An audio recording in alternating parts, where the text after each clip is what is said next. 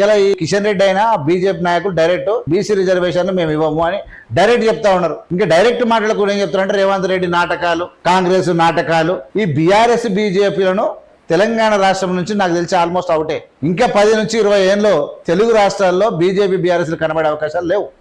ఎందుకంటే Revanth Reddy what ever ఈ did he showed very clearly whatever he fought in the Jantar Mantar against the Narendra Modi government to implement 52% reservation to the BCs ikkada, and as well as just the people of India understood very clearly about Telangana Congress government integrity. 9th schedule lo చేర్చడానికి నరేంద్ర మోడీ మీద ఒత్తిడి తెచ్చినటువంటి తీరు ప్రజలందరూ చూసిరు కదా. ఢిల్లీలో ఒక పెద్ద ఎత్తున మీడియాని తీసుకొచ్చి నరేంద్ర మోడీ మీద ఇలా యుద్ధానికి దిగిరు కదా. ఇంకా ఇంతకన్నా చిత్తశుద్ధి చేసినోడు ఎవడు చెప్పండి? ఇలా నోటికి వచ్చి మైక్ ఉంది కాబట్టి ఏది పడితే అది మాట్లాడుతున్నారు తప్ప ఏం లేదు.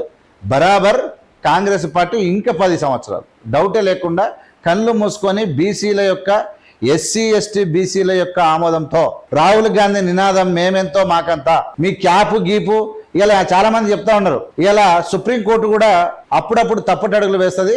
అది నరేంద్ర మోడీ ద్వారా వేయించబడ్డది అనేది వెరీ క్లియర్గా తెలిసిపోయింది. ఇక్కడ ఇంతవరకు 1975 సంవత్సరాల చరిత్రలో ఇంతవరకు 50% రిజర్వేషన్లు ఎక్కడ దాటలేదు. 9th షెడ్యూల్లో పెట్టి అవసరం అనుకుంటా. అంటే ఆ 9th షెడ్యూల్ ఎట్లా పెట్టిరు?